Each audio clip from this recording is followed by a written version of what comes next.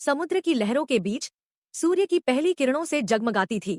द्वारका स्वर्णिम महलों से सजी, शंखध्वनि से गूंजती, देवताओं के समान भव्य वह नगरी, ऐसा लगता था मानो स्वयं स्वर्ग धरती पर उतर आया हो। और इसी दिव्य नगरी में आज एक सूक्ष्म परीक्षा जन्म लेने वाली थी।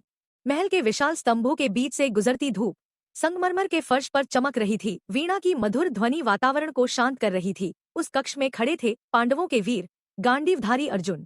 अर्जुन अपने दिव्य धनुष को चमका रहे थे। उनके चेहरे पर संतोष था और उस संतोष में छिपा था एक सूक्ष्म गर्व। उन्हें लगता था दान में, धर्म में और भक्ति में उनसे श्रेष्ठ कोई नहीं। तभी द्वार खुला, सुनहरी प्रकाश की धारा भीतर आई और उस प्रकाश में प्रकट हुए श्री कृष्ण। उनकी मुस्कान शांत थी पर आंखों में एक रहस्य छिपा था। उन्हें अर्जुन के मन का भाव ज्ञात था और उन्होंने निश्चय किया, आज पार्थ को एक गहरा पाठ सिखाना होगा। दोपहर का समय, द्वारका के बाहर एक विशाल मैदान। कृष्ण और अर्जुन आमने सामने खड़े थे। कृष्ण ने कहा, पार्थ, आज तुम्हें दान की एक छोटी सी परीक्षा देनी है।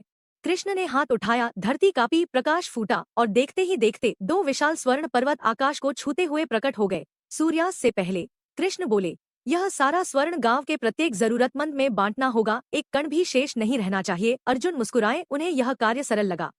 स्वर्ण पर्वत उनकी आंखों में चमक रहा था। उन्हें लगा यह अवसर है अपनी महानता सिद्ध करने का। सूर्य की किरणें सोने पर पड़कर चारों ओर प्रकाश बिखेर रही थी, पर यह केवल धन नहीं था, यह एक परीक्षा थी। अर्जुन ने शंख बजाया, गांव वाले दौड़ते हुए आने लगे। उन्होंने घोषणा की, सबको बराबर हिस्सा मिलेगा। गरीबों की आंखों में आशा थी, अर्जुन के मन में संतोष और कहीं गहराई में प्रशंसा की इच्छा। अर्जुन स्वर्ण काटते रहे, चिंगारियां उड़ती रहीं, पसीना बहता रहा। वे हर टुकड़े को तौलते, कहीं कोई कम न पाए, कहीं कोई अधिक न ले जाए। उन्हें विश्वास था, सही गणना ही सच्चा दान है। सूर्य धीरे धीरे पश्चिम की ओर झुक गया, पर आश्चर्य, जितना स्वर्ण बांटा गया पर्वत उतना ही विशाल बना रहा। अर्जुन घुटनों पर बैठ गए, श्वास भारी थी, चेहरा निराश। माधव, यह समाप्त क्यों नहीं हो रहा? कृष्ण शांत थे। सूर्य अस्त होने को था, तभी दूर से एक तेजस्वी व्यक्तित्व आता दिखाई दिया। कर्ण, सरल वस्त्र, शांत दृष्टि, कोई गर्व नहीं, कोई हड़बड़ी नहीं। कृष्ण ने वही कार्य कर्ण को सौंपा। कर्ण ने दो राहगीरों को बुलाया और बिना एक क्षण सोचे कहा, ये दोनों पर्वत तुम्हारे हैं, जैसे उचित समझो बांट लो। बस इतना कहकर वह मुड़ गए, न तौलना, न गणना, न प्रशंसा की प्रतीक्षा। अर्जुन की आंखों में आश्चर्य था, इतना सरल, इतना सहज। कर्ण सूर्यास्त की रोशनी में दूर चले गए। उनकी परछाई लंबी होती गई, पर उनके हृदय में कोई बोझ नहीं था।